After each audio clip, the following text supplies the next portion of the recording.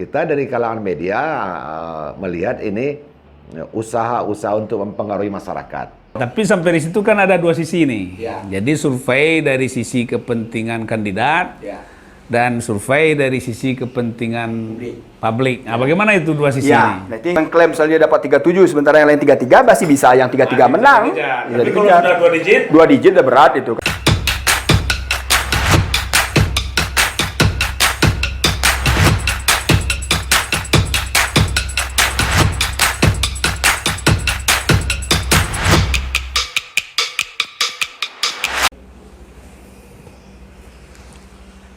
pemirsa Minang 1, dimanapun Dun Sanak berada, siang hari ini, alhamdulillah kita berkesempatan melakukan diskusi di restoran ini dalam rangka untuk melihat hal-hal aktual dari kondisi perpolitikan di Sumatera Barat belakang ini.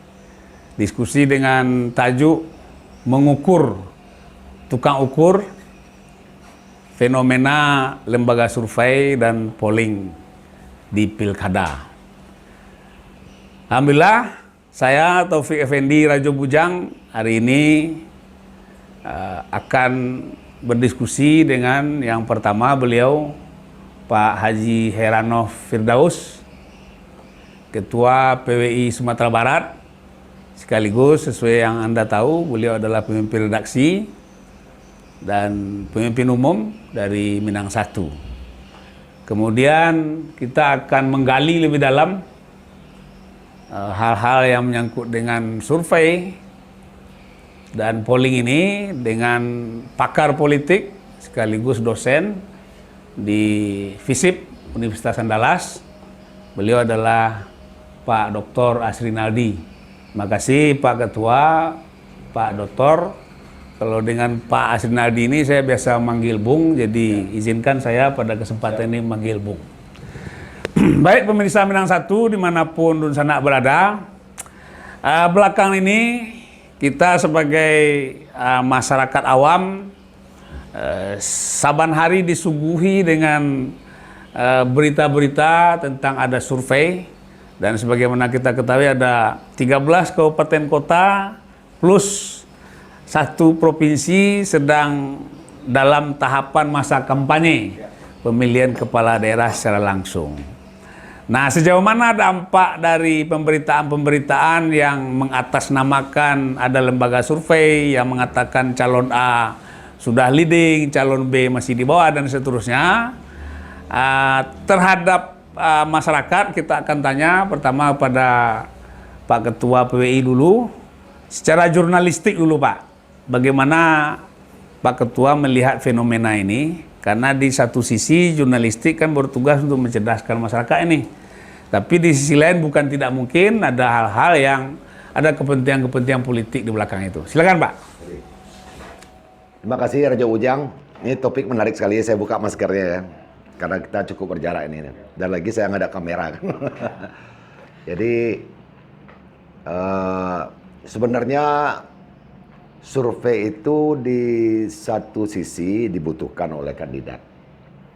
Karena itu besar kemungkinan para kandidat juga punya lembaga survei, ya kan? Besar kemungkinan walaupun dalam pengakuannya tidak ada gitu ya. Nah, kita melihat kalau dari segi jurnalistik, bagi media itu dibutuhkan. Ada alat ukur ya, survei itu kan menjadi alat ukur. Ada alat ukur yang bisa dijadikan berita, walaupun dia secara akurasi perlu dipertanyakan, kan? Nah, kita di media senang-senang saja, semakin banyak lembaga survei, semakin banyaklah teman-teman punya bahan. Ya, terserah mau lembaga survei A mengatakan sejak dari awal untuk pilkada gubernur, ya kan? Surveinya kan terus-menerus itu, ya, menempatkan kalau kita sebut ya kandidat tertentu ini kan sudah tahu tuh. Ada 4 kandidat kan, pertama Mulyadi, Mayeldi, siapa lagi, Nasrul Abid, ada Farizal ya kan, itu calon-calon gubernurnya. Nah itu kan berputar-putar terus itu, kadang Dalam 1 minggu itu terjadi perubahan. Ya. Kita dari kalangan media melihat ini usaha-usaha untuk mempengaruhi masyarakat. Oke lah, karena yang dilarang itu sekarang kan berkampanye mendatangkan kerumunan, menciptakan opini kan tidak dilarang ya. Nah, namun demikian kita beruntung juga ketemu dengan Pak pakar survei, Pak Azrin Hadi, Pak Dr. Nanti kita minta pandangan beliau. Kalau kami dari media tentu pandangan secara umum saja, karena bagaimanapun pemberitaan itu harus bervariasi setiap hari, bervariasi setiap hari. Ada yang memberikan dukungan kepada calon gubernur A dan terpetakan sekarang itu media-medianya, mulai terpetakan di media-medianya. Apakah pencalonan gubernur untuk satu provinsi, 13 kabupaten kota sudah mulai nampak sekarang karena sudah berjalan tinggal sebulan kan. Oke, jadi kembali ke yang awal tadi. Secara jurnalistik dengan adanya informasi dari sejumlah lembaga survei, apakah itu diinformasikan langsung atau melalui tim sukses dari masing-masing kandidat, secara jurnalistik bagaimana Ketua melihatnya nih? Media boleh menyaring, boleh menyaring informasi dari lembaga survei ini. Tidak artinya tidak mengambil mentah-mentah. Harus ada pertanyaan juga sebenarnya ya. Tidak harus mengambil secara mentah-mentah. Ya. Boleh juga mempertanyakan kembali kepada para pakar gitu ya. Boleh juga media bersangkutan melakukan survei sendiri. Ya. Ya, boleh juga dia melakukan polling sendiri itu juga menarik bagi kita tuh. Apalagi sekarang yang keluar di media itu bisa di-share ke media sosial. Malah begitu banyak sekarang kan platform media sosial itu. Ya. Kita melihat di fenomena ini di satu pihak bisa mencerdaskan masyarakat, tergantung masyarakat. Atau bukan sebaliknya, bukan sebaliknya kalau ada indikasi yang juga membodohi, bagaimana itu? Iya, bisa juga membodohi. Ya, bisa juga membodohi. berarti di situ peran media ya, peran media menyaring kan? Ya, bisa dia harus menggali narasumber calon-calon yang akan jadi pilihan masyarakat. Ini tugas media ini. Ya. Kalau survei kan tidak sampai ke situ. Oke, nanti akan kita dalami dari sudut jurnalistik maupun dari sudut kepentingan publik. Tapi kita ke Bung Azrin Hadi dulu. Jadi mengukur tukang ukur ini, Bung. Ya.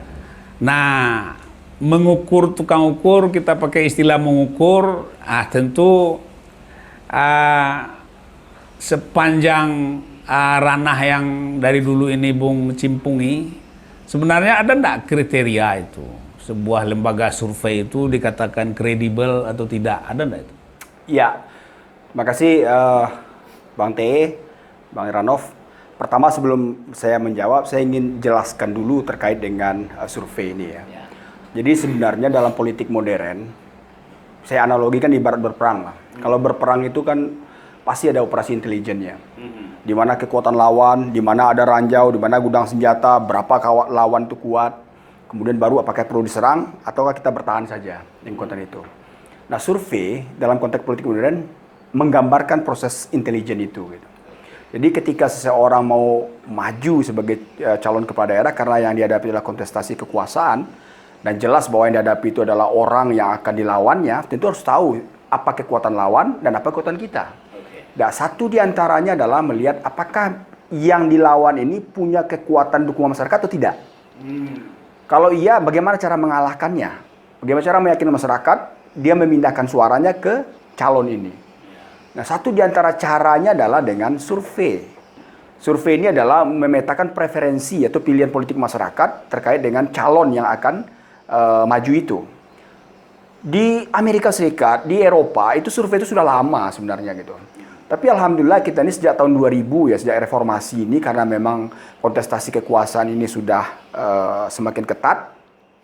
Secara langsung masyarakat terlibat, dibawalah oleh Pak Saiful Mujani dan kawan-kawan dulu ya, tahun 99 LP3IS juga. Situlah mulailah sampai hari ini gitu. Dan itu memang perlu menurut saya gitu. Nah, jadi mau tidak mau survei itu adalah bagian dari pemetaan untuk melakukan penyusunan strategi, dasar penyusunan strategi ya, gitu. Tapi sampai di situ kan ada dua sisi nih. Ya. Jadi survei dari sisi kepentingan kandidat. Ya. Dan survei dari sisi kepentingan publik. Nah, bagaimana itu dua sisi ya, ini? nah itu yang saya katakan.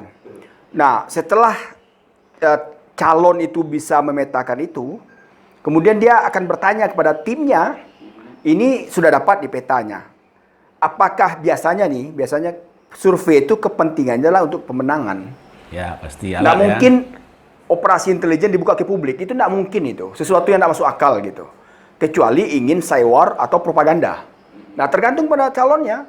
Biasanya kalau calonnya menang dan percaya dirinya tinggi, dia kan rilis itu. Nah, kita kunci di situ. Kalau memang survei ini dalam rangka propaganda dan ini adalah alat intelijen, berarti yang diekspos ke kami media ini tentu yang hal-hal yang positif yang kira-kira akan mendongkrak kandidat. Berarti seperti itu ya? Ya, bisa jadi seperti itu. Ya. Dan bergantung sebenarnya gini. Nah, jangan bisa jadi. Ini kan hitam putih nih maksudnya. Ya. Ketika nanti publik mendapatkan hasil survei yang kita beritakan termasuk di Minang 1, bagaimana publik melihatnya ini? Nah, kalau publik melihatnya seperti iklan yang ada di televisi atau di mana, ini iklan ini. Ya. Kan sebenarnya bagaimana posisinya itu? Apakah Tergantung, ini, itu saya bilang tadi, tergantung bagaimana dia mempublikasikan. Biasanya yang mempublikasikan itu mulai dari awal sampai akhir dijelaskan semua itu publikasinya. Ada beberapa lembaga survei di nasional ya. Dan dia sebutkan siapa pembiayaannya juga gitu. Nah, kalau itu dipenuhi, kita bisa percaya dengan hasilnya, terutama metodologinya. Nah, metodologinya sering diperdebatkan. Kalau metodologinya memang metodologi survei yang digunakan dalam konteks yang lazim digunakan di dunia survei, orang bisa terima bahwa ini memang benar adanya itu. Tapi kalau sekedar hasilnya saja, gimana dapatnya tidak tahu, kemudian berapa samplingnya tidak tahu, berapa margin of error nggak tahu, bagaimana cara pelaksananya tidak tahu, kemudian siapa membiayai tidak tahu, itu patut diragukan.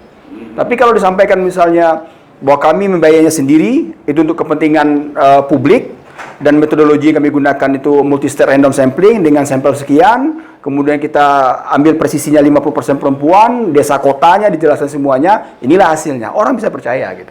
Tapi persoalannya adalah, perlu kita ketahui juga, apakah semua masyarakat interest dengan metodologi? Saya pikir tidak.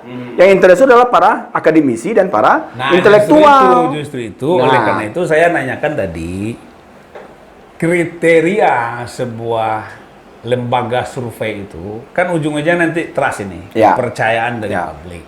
Ada enggak kriterianya yang secara akademik itu disepakati? Misalnya, pertama persoalan siapa yang biayai. Ya tidak etis juga kalau saya membiayai survei untuk saya, kemudian pasti ada dampak terhadap lembaga survei ini. Kalau saya tiba-tiba jauh kalah di bawah, nih tukang survei ini kan seperti itu. Kriteria-kriteria itu apa? Ya jelas, pertama kriterianya adalah bahwa lembaga survei itu netral. Oke. Ya. Yang ukuran netralnya apa nih? Ya, dia tentu membiayai bukan kepentingan calon. Itu dia. Persoalan nanti kepentingannya itu, ya kita kadang-kadang juga nggak tahu apakah memang dengan apalagi sumber dengan biaya yang besar ini memang kepentingannya hanya untuk sekedar pendidikan politik pada masyarakat, itu kan tidak mungkin juga. Cuma paling tidak dia memposisikan diri, kalaupun ada 4 calon, dia tidak berada pada 4 calon ini. Persoalan nanti ada sponsor biayai, karena tidak mungkin juga lembaga survei punya, pasti ada yang sponsori juga gitu. Ya, jadi satu siapa yang biayai? Siapa yang biayai diakui, disampaikan. Nah, yang kedua adalah pada persoalan metodologi tadi. Kalau metodologi dijelaskan dengan baik, saya yakin percaya orang bisa memahami ini benar atau tidak hasilnya. Nah, yang ketiga bahwa secara sederhana metodologi ini kan perlu kita jelaskan nih pada masyarakat. Ya. Dengan bahasa sederhana, artinya sebuah survei itu adalah mengambil sampel, apa itu istilahnya. Nah, bagaimana penjelasan sederhana itu? Jadi gini, supaya bisa masuk akal ke masyarakat bawah. Menarik nih. Ya. Kecerdasan masyarakat. Ya. Supaya bahasanya lebih sederhana, tentu kita analogikan lah. Ya. Sekarang kita merasa badan kita tidak enak gitu. Dan kita harus memeriksa darah. Kita pergilah ke dokter, direkomendasikan tolong periksa darah. Nah, ketika Bapak harus masuk lab, dicek darah Bapak. Nah, ketika darah kita ini kan berapa liter? Paling tidak ada sekitar 8 liter lah. Ya. 2 atau 8 liter, saya nggak tahu, nggak ingat ya. Sedikit ya. Kemudian ketika dideteksi bahwa ada kecurigaan dokter ini ada sesuatu di darah, kan dampak penyakit itu, diambillah darah itu sebagai sampel. Disuntik, diambil 1 ampul. Dan itu diperiksa di labor. Oh, ternyata Bapak ada virus ini. Oh, Bapak ada sakit ini, kolesterol Bapak tinggi ini. Artinya, kan tidak seluruh darah kita diambil.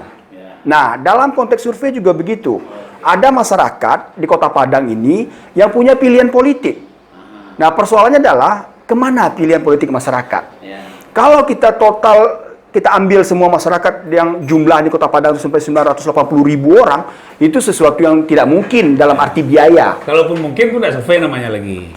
Sensus namanya. Sensus namanya. Ya, makanya kita ambil sampelnya. Ya. Nah, dalam konteks metodologi, sampel ini sangat diketatkan, terutama dari segi representasi. Karena kita mengambil data sampel ini untuk data populasi nantinya. Kita mengatakan bahwa dengan sampel ini, inilah kecenderungan masyarakat Padang. Nah, tentu dalam konteks metodologi, sampel ini memang sangat ketat dengan, ya tentu dengan kriteria-kriteria, dengan metode statistik yang sudah dipelajari tentunya. Dan itu kalau apa tentu harus disampaikan secara secara terbuka gitu ya. kan. Nah, kemudian dilakukan secara proporsional. Kalau terwakilan misalnya di Kecamatan Padang Selatan ini misalnya, berapa jumlah penduduknya? Sementara kita punya sampel 1.200 misalnya. Kalau misalnya persentase penduduk di Padang Selatan itu misalnya 35% dari jumlah penduduk Padang itu, berarti sampelnya harus 35% juga dari 1.200. Nah, kemudian apakah karakter Kota Padang ini yang heterogen ini bisa diwakili misalnya? Nah, itu juga dilihat nanti dalam konteks represisinya sampel ini gitu. Nah, biasanya dalam konteks ini, misalnya presisi karakter laki-laki perempuan kan hampir sama jumlahnya, paling lebih sedikit. Nah, dianggap supaya lebih aman tuh 50-50. Berarti sampel yang ada di Padang Selatan ini 50% laki-laki, 50% perempuan dari 35% tadi gitu. Nah, kemudian di mana mau diambil lagi ini? Apakah nanti diturunkan ke kelurahan atau diturunkan ke dalam konteks DPT, TPS? Oke. Ya. Sekarang kan ke analogi darah tadi. Kita ada 8 liter darah, hanya yang diambil beberapa mili itu. Ya. Nah, secara survei yang paling minimal yang dibolehkan secara akademik dari totalitas populasi Ya. dari totalitas populasi berapa persen paling minimal harus diambil? Biasanya kan ada pilihan. Secara akademik ini. Secara pilihannya. Pilihannya pertama, prinsipnya adalah semakin besar sampel yang diambil, semakin bagus nilai ketika ditarik ke populasinya gitu ya. Artinya kesimpulannya semakin dekat. Semakin kecil sampelnya, semakin besar rentang margin of error-nya, tingkat kesalahannya nanti gitu ya. Nah, jadi kalau ditanya berapa paling kecil itu yang biasa dilakukan oleh lembaga survei itu kan 440 sampel. 440 sampel. Itu dalam konteks survei. Nominalnya 440. Jumlah sampelnya? Jumlah sampel. Ya. Berarti kita tidak persentase. Tidak persentase. Oke. Jumlah sampelnya. Aha. Ya, jumlah sampel dengan seperti itu. Mau 1 juta boleh juga kita ambil Boleh 440. 440. Oh, gitu. Ya. Tapi kan dalam konteks ini margin of error-nya kan 5%. Berarti plus minus 5% itu rentangnya kalau nilai dalam konteks statistiknya itu 25%, berarti kalau dia plus minus 5% margin of error-nya berarti rentang nilai populasinya itu antara 20. Karena minimal min 20 sampai 30% nanti, 25 tambah 5. Itulah 5%. Ya 5%. Itulah dalam konteks populasi nanti. Angka 440 ini angka cantik juga nih. Dasarnya mana itu? Saya pikir sudah ada hitungan statistik. Ya, oke. Kalau seandainya sudah ada hitungannya sebenarnya itu. Ya. Kalau ditanya Ya, dengan bahasa sederhana nih. Iya, sudah ada. Kenapa 440 kan? Iya. Nah. Karena itu yang mewakili nantinya ya. Bisa aja, bisa nggak Pak kalau misal diminta 300 kami sampel bisa aja, tapi nanti margin of error-nya bisa 10%. Jadi kalau 440 ini 5%. margin Error. Ya, margin error itu adalah tingkat kesalahan kemungkinan kesalahan di dalam survei. Ya. Bisa nanti 5% itu kesalahan diambil. Naik turunnya plus ya, minus ya. dari enumeratornya barangkali Oke. atau dari samplingnya barangkali gitu. Jadi netralitas pertama, yang kedua metodologi, apalagi kriteria itu? Ya, kemudian yang ketiga ya tentu Secara administrasi mungkin ada kan, ada terdaftar segala macam. Ada? Oh iya. Aha. Biasanya itu kan harus terdaftar di lembaga perhimpunannya ya. Misalnya kalau di wartawan kan PWI nih, Bang Heranov. Kalau nggak di terdaftar PWI berarti diragukan lah gitu. Nah, lembaga survei memang harus terdaftar. Ada 2 di Indonesia. Pertama Persepi, yang kedua Aropi. Nah, Persepi ini Persatuan Survei Opini Publik Indonesia. Kemudian Aropi ini asosiasi opini publik Indonesia. Mereka itu disertifikasi enggak? Saya pikir disertifikasi, karena dari perguruan tinggi semua pembinaannya kan. Oke, karena kami di wartawan disertifikasi. Disertifikasi. Ya, ada SIM-nya juga ya Pak Ketua ya. Sertifikasi ada pengakuan lah, paling enggak sebelum bergabung tuh dilihat track recordnya, kemudian metodologinya bagaimana, apakah sesuai dengan. Berarti kan sudah 3 kriteria tadi ya, netralitas, metodologi, kemudian eksistensinya secara administrasi dalam konstelasi hukum negara. Sampai di situ saya mau kembali ke Pak Ketua PWI ini. Nah selama ini kan kita dikasih bulat-bulat saja nih Pak Ketua. Apakah dari tim A, tim B, atau dari lembaga survei itu, ini loh hasilnya. Nah bagaimana itu? Padahal kan ada keterangan yang panjang di belakang itu. Selama ini kita jiplak, lalu kita siarkan. Bagaimana itu Pak Ketua? Secara jurnalistik gimana itu? Jadi menarik ya apa yang disampaikan Pak Doktor tadi itu. Rajo Bujang kan ingin tahu bagaimana masyarakat juga paham tentang keberadaan lembaga survei ini. Ya bagi kita tentu kita kembalikan kepada Pak Asrinaldi. Mana-mana lembaga survei ini yang punya kredibilitas. Tadi sudah ada 3 kriteria, mungkin ada 4, 5, 6. Nah. Ya kan sekarang kita orang media disuguhi oleh lembaga survei A, ini hasil. Lembaga survei B, ini hasil. Ini hasil. Nah siapa di antara lembaga survei yang ada di, kalau Indonesia sudah tahu kita ya, barangkali yang di Sumatera Barat ini, yang kredibilitasnya sudah teruji gitu. Beliau. Ya, ini kan ini akal-akalan wartawan seperti itu. Jadi kalau ditanya wartawan kembali menanya. Tapi sebenarnya maksud saya adalah bahwa ketika media pers memberitakan sesuatu, itu kan pertanggungjawaban ke publik itu adanya di media pers itu sendiri. Ketika media pers hanya mencontek bulat-bulat dari press release, apakah dari tim sukses atau dari lembaga survei, tanpa ada upaya jurnalistik di situ, di situ jadi ada gini, persoalan. Gini Raja Bujang, media pun sekarang kan sudah terbagi juga beberapa kelompok. Ya. Ada yang disebut dengan media mainstreaming, ya kan, media arus utama, yang lebih utama, yang lebih senior gitu ya. Ada media-media yang orientasi kepada legalitas, mereka urus ke Dewan Pers gitu, untuk menaikkan kredibilitasnya.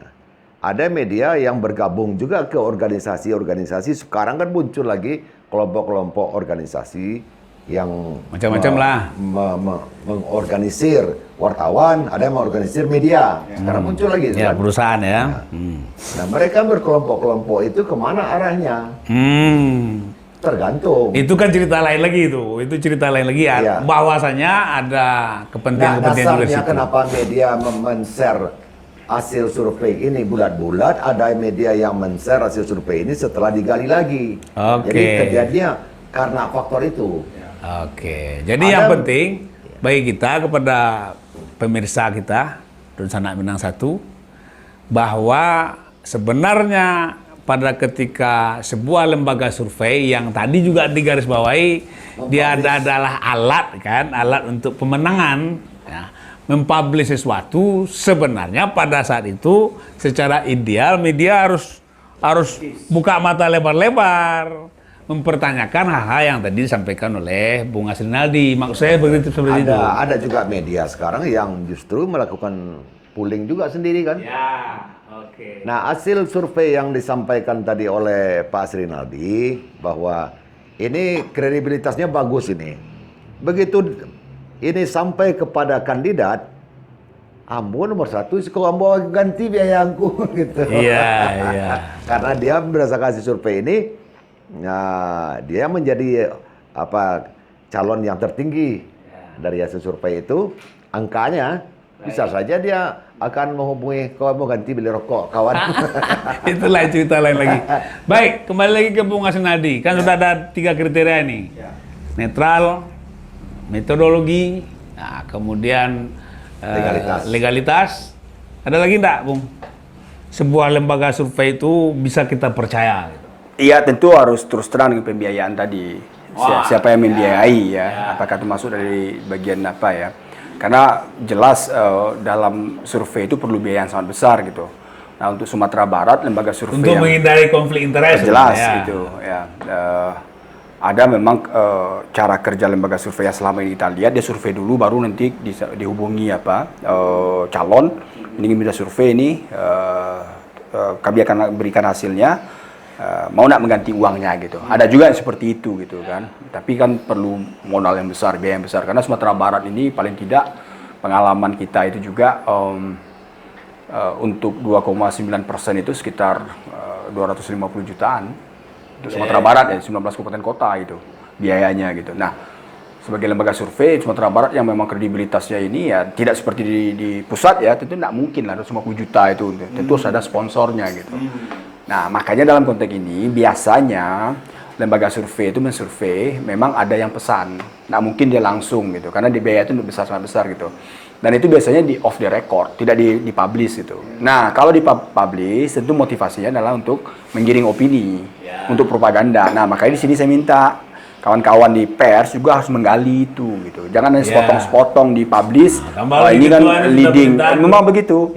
Jadi mintalah metodologinya jelaskan. Jadi yang diceritakan bukan hasil. Orang kan melihat pada hasil, tapi metodologinya. Kalau metodologi salah, hasilnya pasti salah gitu. Nah, ketika metodologinya seperti itu, oh berarti ini tidak benar ini, tidak perlulah percaya hasilnya. Tapi yang sering dilihat adalah pada hasilnya, bukan pada prosesnya. Nah ini yang kelemahan kita selama ini. Tapi walaupun dilihat daripada hasil, kalau kita kembali kepada apa tadi analogi darah tadi ya, misalnya saya diperiksa darah ke lab, periksa darah itulah yang survei, lalu tiba-tiba hasilnya dikasih ke saya, Bapak ini darah tinggi begini begana, saya tidak merasakan seperti itu, misalnya seperti itu. Nah ini kan juga apa namanya secara analogi yang sama terjadi di masyarakat. Maksud saya, ketika sebuah lembaga survei menyatakan kandidat A itu elektabilitasnya sangat tinggi, sementara kandidat B jauh lebih masyarakat yang punya analisa pula tentu akan mempertanyakan. Nah, kan dua kutub ini yang sebenarnya akan saling apa namanya, saling koreksi kan? Bagaimana itu, Bung? Ya saya pikir wajar saja, Bung. Ketika dokter klaim Bapak ini kena ini nih, kolesterol Bapak tinggi ya, mau biasa, saya pikir biasa aja, nggak masalah. Paling dalam hati kita ngumpat ya dokter apa? Nah, saya pikir itu yang saya bilang tergantung kredibilitasnya gitu. Kalau dokternya memang dikenal, saya pikir oh ya percaya orang gitu. Sama dengan kalau lembaga surveinya dikenal, saya yakin percaya orang juga akan ini gitu. Nah, cuma bayangannya adalah di dalam realita masyarakatnya, persoalan pendidikan politik masyarakat ini memang masih rendah gitu. Jadi yang paham dengan survei ini tidak semua orang. Artinya bahwa segmen masyarakat dibilang survei, jangankan masyarakat, kandidat aja tidak percaya dengan survei. Memang sering kita dengar ya, meleset. Yang namanya ilmu pengetahuan kan trial and error juga gitu. Ya mungkin ada satu lagi yang perlu diingat dalam survei ini adalah sifatnya adalah cross sectional pada satu waktu. Ya, berubah waktu berubah lagi. Tapi angkanya pasti masih dalam rentang margin of error itu. Berapa lama itu? Ya, misalnya sekarang ini kan masih sebulan lebih mau pilkada. Dalam perilaku memilih itu ada namanya faktor jangka pendek. Short term forces ya, kekuatan jangka pendek gitu. Ketika dalam keadaan normal, memang hasil survei itu kalau sudah sebulan terakhir itu misalnya angkanya 25%, itu kenaikannya paling sedikit 26, 27, itu pun rentang margin of error-nya. Tapi ketika ada kekuatan jangka pendek, misalnya ada money politik, ada ini, itu bisa berubah itu. Atau force major. Atau force major. Ya, itu tergantung pada ininya gitu. Nah, jadi dalam konteks yang saya bilang cross-sectional itu, dia hanya sebagai pedoman bagi kandidat, apakah mau melakukan intervensi ketika di suaranya rendah atau mempertahankan ini ketika suaranya tinggi. Nah, jadi cross sectional ini karena yang kita ukur tuh perilaku manusia yang memang dinamis. Nah, ini harus dipahami.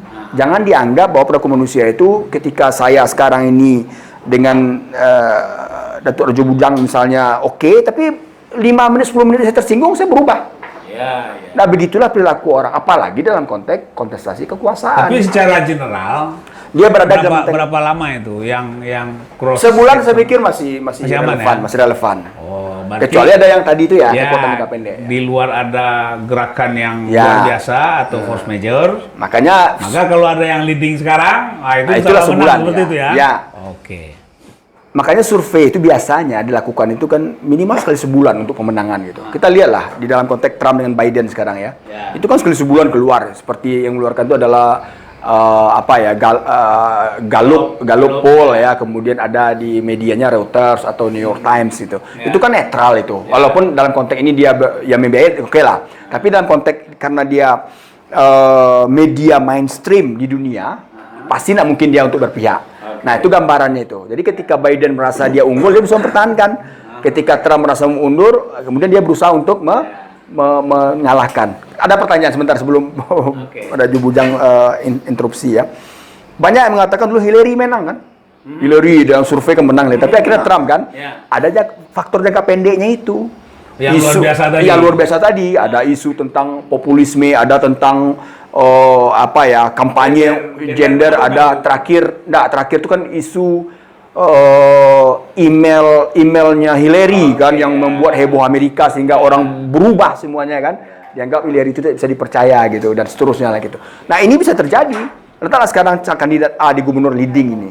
Kalau ada isu jangka pendek yang mempengaruhi bisa berubah suaranya gitu. Nah, ini yang diwaspadai oleh tim masing-masing. Bagi yang ini berusaha mencari apa faktor jangka pendek yang bisa mempengaruhi. Bagi yang ini bisa mempertahankan supaya ini tidak muncul gitu. Nah, itulah gunanya survei. Saya justru menarik juga apa yang disampaikan analogi tadi. Kalau analogi darah di tubuh manusia itu jelas mencerminkan kondisi tubuh. Tapi kalau sampel yang diambil ke masyarakat berbeda sampelnya akan berbeda hasil gitu. Nah, tapi kan ada kemungkinan lab salah juga. Gimana? Nah, kan ada kemungkinan labnya salah juga. Enggak, menurut saya enggak juga. Representasi itu misalnya gini. Ketika kita ambil, ini nanti harus dipertimbangkan gimana karakter masyarakatnya ya. Kalau homogen mudah itu. Kalau heterogen misalnya di Padang Selatan ini kan heterogen ini. Ada etnis, heterogen ya. Itu memang mewakili semua daerah itu, sekelompok itu gitu. Jadi memang ada perlakuan khusus juga dengan sampel seperti itu gitu. Nah, sepanjang itu ketat samplingnya, saya pikir mewakili dia. Memang ada yang bertanya, saya pernah diskusi sama calon. Mungkin nggak Pak, dengan 600 sampel bisa mewakili kami yang sampai puluhan ribu ini? Saya pikir sepanjang metodologi bisa pertanyaan mewakili biasanya. Bagaimana mungkin orang mensurvei presiden dengan seluruh Indonesia dengan penduduk 260 jutaan waktu itu dengan 1.200 orang? Bisa. Dan hasilnya Malaysia 1%, 2% masih dalam konteks margin of error Dalam gitu. konteks margin ya. Ya, sepanjang memang metodologinya. Itulah ilmu statistik itu. Ya. Gitu. Kalau kita tidak percaya sama aja darah itu diambil gitu kan sama aja. Mending diambil aja semuanya. Ambil kan? semuanya.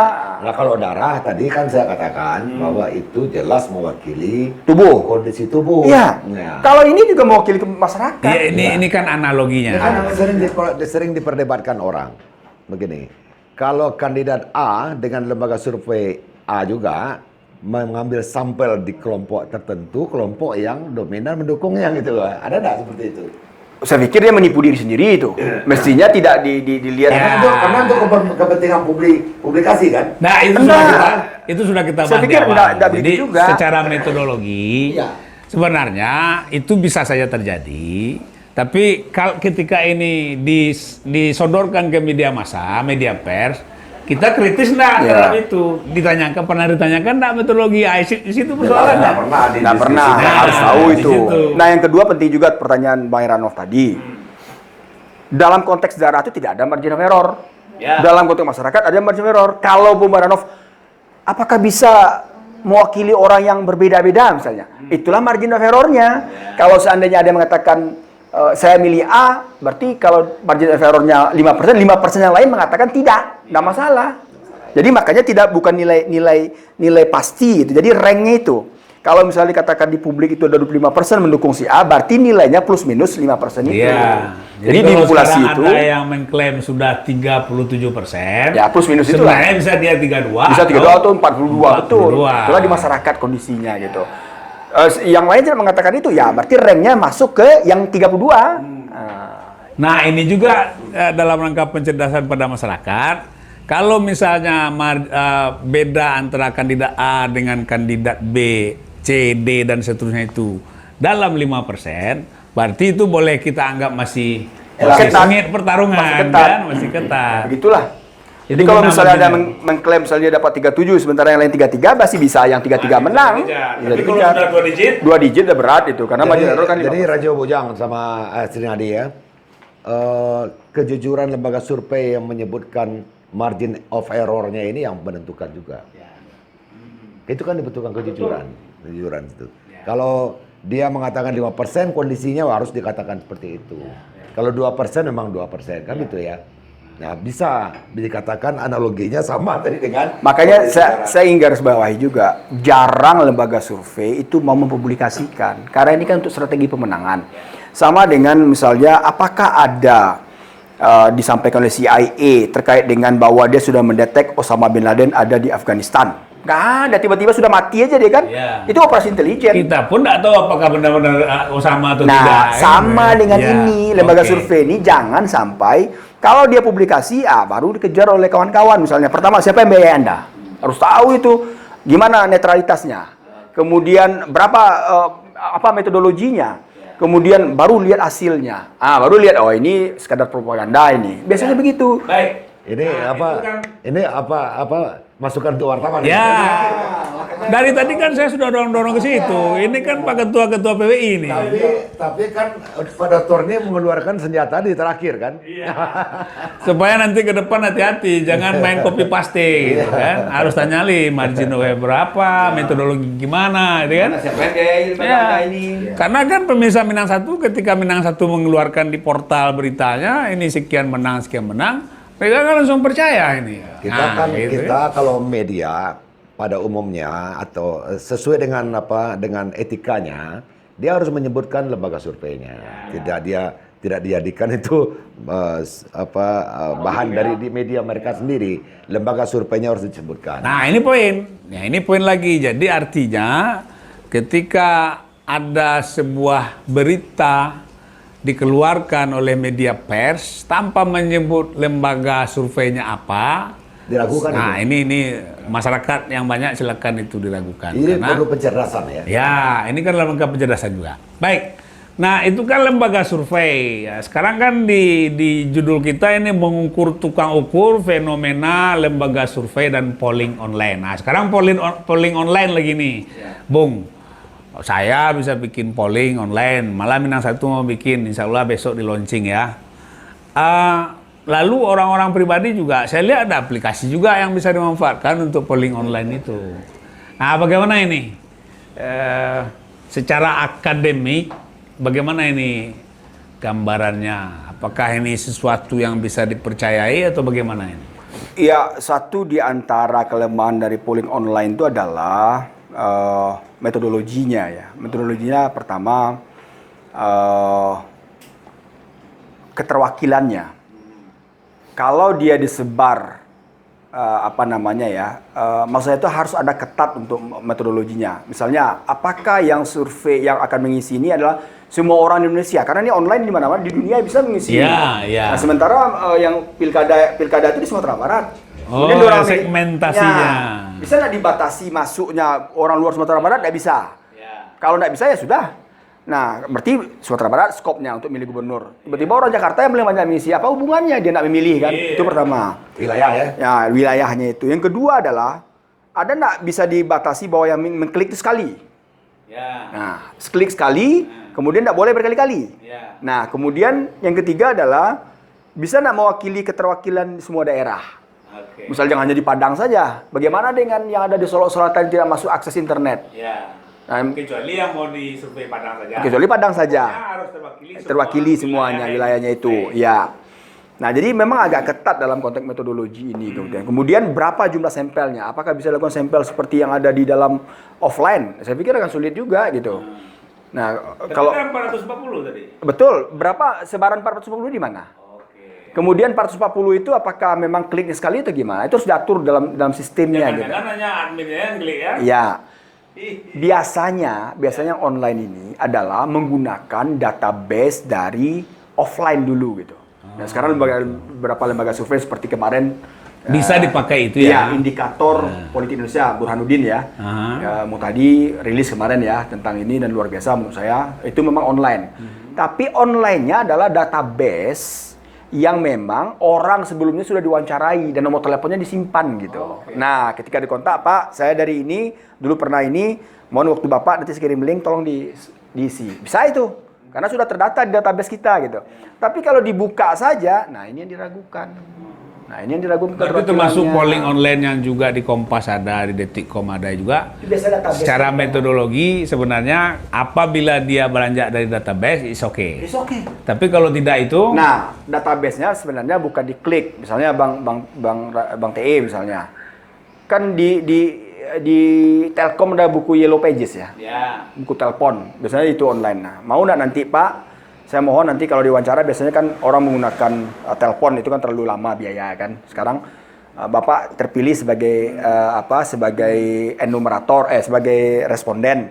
Nanti saya kirim link kalau Bapak punya WA nanti isi ya. Bisa itu. Dia bilang 450 tapi diacak kerangka sampel yang ada di buku telepon itu. tetap titik anjaknya metodologi dikontak dulu dia, nanti baru di online kan. Itu kan memudahkan biaya sebenarnya. Tapi kalau hanya dilepas, saya ragu keterwakilannya gitu. Jadi kalau ada yang mengatakan misalnya ini surveinya begini, hasilnya begini, siapa yang menang? Jadi polling online ini kan boleh kita sebut sebenarnya dia juga adalah survei. Cuman ini ada cara yang lebih itu kan persoalan supaya biayanya murah, kemudian caranya cepat, proses cepat, langsung diolah gitu. Tapi keterwakilannya pasti dipertanyakan. Nah, selain dari apabila dia tidak berdasarkan database nomor handphone segala macam tadi, apa lagi kelemahan polling online? Iya, yang saya bilang tadi, masalah keterwakilan, masalah masalah presisinya, apakah yang mengklik itu laki-laki atau perempuan, kemudian sebarannya apakah di Kota Padang saja, gimana daerah-daerah, apalagi Sumbar ya, daerah Pasaman Barat yang juga ada pemilihnya, nggak tercover, gimana kita mengatakan tuh hasil dari Sumatera Barat memilih salah seorang calon gitu. Nah, jadi barangkali bisa saja dilakukan, tapi ini hanya gambaran umum yang margin of error-nya cukup besar gitu.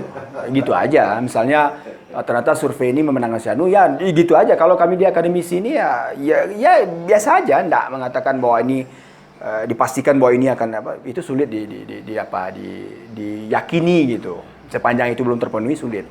Makanya sampai sekarang ini orang tetap polling menggunakan offline itu. Karena langsung dicari orang-orang yang akan memilih itu. Dan kerangka sampelnya adalah TPS, DPT, daftar pemilih tetap. Kalau orangnya tidak ada, memang harus ada teknik untuk memindahkan sampel gitu. Nah, kalau ini kan tidak. Kita ambil nanti berapa orang yang masuk, adalah satu keluarga satu orang, ada yang 5 orang ya. Jadi susah juga untuk mengatakan itu. Tidak tersebar dia. Sekarang kita melihat ada polling-polling tersebut di media-media. Ada juga yang men-share ke media sosial gitu kan. Media sosial seperti Facebook, Twitter, kan, dan di Instagram. Kalau sebuah media membuat polling, tetapi angka yang muncul itu terintegrasi antar satu media sosial dengan media sosial masih lumayan. Artinya angka yang muncul di media online ini juga sama dengan angka yang penjumlahan angka yang ada di media-media sosial lain masih bisa lumayan. Ya kan? Artinya angka yang muncul di di platform media sosial terintegrasi ke media mereka. Oke, tapi kita kan melihat fenomena ini, Bung. Dari apa yang beliau katakan tadi, kita melihat fenomena ada beberapa media bikin polling online. Malah ada juga pribadi-pribadi seperti yang katakan dia. Bagaimana saran Bung kepada masyarakat menyikapi ini?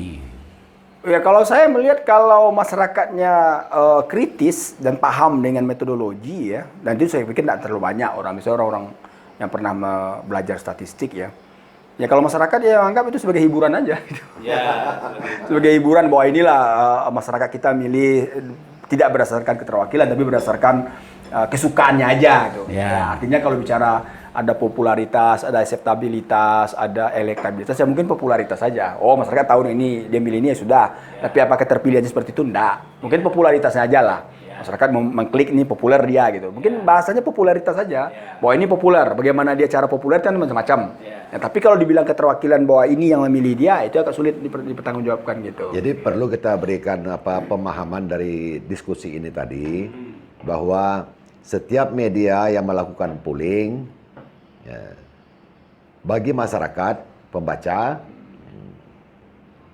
ini harus dijadikan sebagai salah satu bahan bacaan saja, gitu. Bukan jadi pegangan.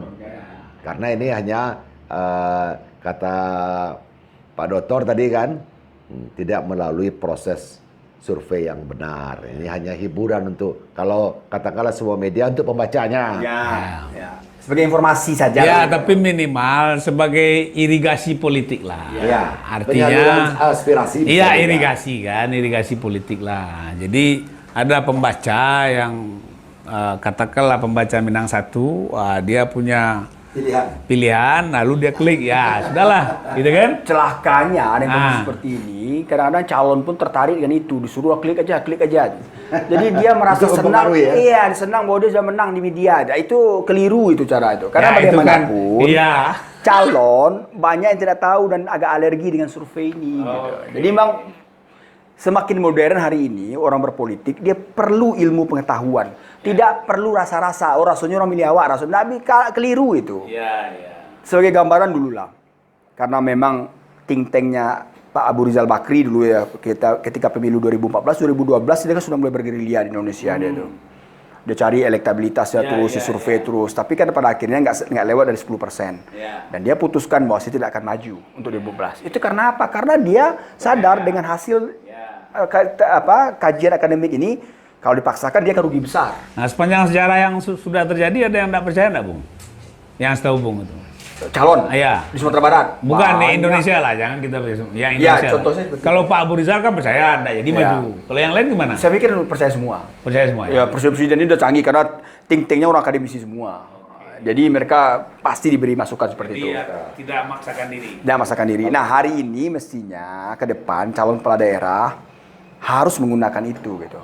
Oh, ditanyakan biaya besar. Memang biaya besar untuk apa? Karena dia yang enumerator ini membawa kuesioner sebanyak 1.200 ini, dia harus makan, dia harus mencari orang itu, dia harus pakai transportasi, itu lebih biayanya besar. Ya, ketimbang dibelikan logistik lebih bagus ini lakukan dulu. Iya.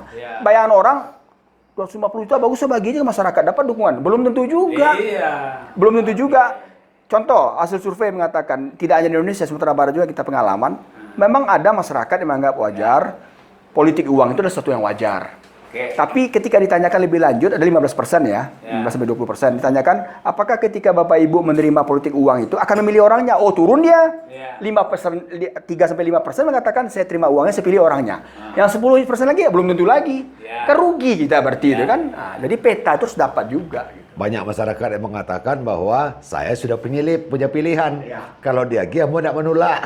Itu aja 5% tuh. Udah banyak juga. Gitu. Ya, karena waktu yang membatasi ini, saya ingin closing statement nih dari Ketua PWI terhadap masyarakat kita, pembaca kita, pemirsa kita, dari hasil diskusi kita ini. Silakan. Ya, kita merasakan sangat mencerahkan ya diskusi dari narasumber tukang ukur tadi istilahnya. Tukang ukur memberikan pemahaman kepada kita bahwa media yang menerima hasil survei harus mengkaji latar belakang survei tersebut. Yang dikatakan tadi kan, nama lembaga surveinya harus pasti itu ya dipublish. Ya. Kalau bisa didalami kepada pakar-pakar yang lain ya. Ya, meteorologi kan tadi latar belakang penyelenggaraan survei. Kalau bisa dibandingkan hasil survei ini dengan pendapat pakar. Apakah ini menambah pencerahan bagi masyarakat agar masyarakat punya pembanding yang lebih jauh. Ya. Kemudian soal polling tadi cocok lah istilah Pak Asri Nadi ya, bahwa ini masyarakat irigasi lah kita pakai nama. Bisa irigasi politik politik ya. Aspirasi masyarakat bisa tersalur. Karena mereka bagaimanapun untuk ingin berpartisipasi sekarang kampanye tidak boleh berkumpul. Dari HP-nya mereka ikutnya bermain-main gitu kan. Kalau tidak disalurkan jadi jerawat ya. Makasih. Itu ya Pak Ketua. Sekarang Bung Asrinaldi, closing statement nih. Ya, ujung-ujungnya kan pencerdasan kepada masyarakat. Ya. Silakan. Yang pertama jelas masyarakat jangan mau menerima begitu saja ya. Hasil itu memang harus dikritisi. Pertama, siapa yang merilis ini, apa kepentingannya harus tahu juga. Kalaupun tidak tahu metodologinya, bisa diambil perbandingan dengan hasil survei yang lain gitu. Nah, yang kedua, bagaimanapun tentu biasanya survei ini jarang untuk publikasi karena ini operasi intelijen biasanya dalam konteks perang ya, dalam konteks negara, dan ini digunakan untuk strategi pemenangan. Kalau dia dipublikasi berarti ada kepentingan tertentu. Misalnya adalah propaganda. Karena kecenderungan orang kita ini kan tagak dina manang ini. Oh, ilah manang lah, pilih seleko. Sebenarnya tidak. Nah, jadi memang harus hati-hati juga. Nah, yang ketiga menurut saya bagaimanapun dalam konteks demokrasi ini banyak aspek, atau demokrasi elektoral banyak aspek yang menentukan pilihan, tidak hanya hasil survei gitu. Jadi kalau Bapak Ibu mau milih ya pilih aja berdasarkan hati nurani. Lihat track recordnya, bagaimana dia janjinya. Kalau memang dia nampak bahwa dia memang komitmen dengan kerakyatan, bahwa dia akan membantu masyarakat, pilih aja itu gitu. Jangan hanya terganggu karena dapat bantuan sembako. Nah, itu saya pikir itu keliru juga dalam bentuk demokrasi kita gitu. Saya pikir itu. Baik, terima kasih Bung. Pak Ketua, pemirsa Minang 1 dimanapun Dun Sanak berada, pada akhirnya memilih itu adalah kembali kepada kita masing-masing. Cuman di budaya Minangkabau kita ada beberapa filosofi yang patut kita jadikan pegangan. Ambil contoh kanan sudah, ambil tuah kanan manang. Itu yang pertama. Yang kedua, siang calik-calik, malam danga-dangakan. Ujungnya kewaspadaan, teliti. Jadi cerita tadi harus kita teliti. Itu dua hal yang perlu kita jadikan pegangan. Dan yang ketiga adalah bagaimana kita berpikir di luar kota. Apa filosofi Minangnya? Taimpi nak diate, tak ruang nak di luar. Itu pengertiannya bukan pengertian negatif, tapi itu adalah berpikir di luar kota, out of the book. Pemirsa Minang 1, waktu yang batasi, mudah-mudahan diskusi kita ini ada manfaatnya untuk pencerdasan kita semua dalam rangka menghadapi pilkada ini. Saya TE Rajo Bujang, mohon maaf kalau ada yang salah. Akhirnya kita berpisah. Assalamualaikum warahmatullahi wabarakatuh. Waalaikumsalam warahmatullahi wabarakatuh.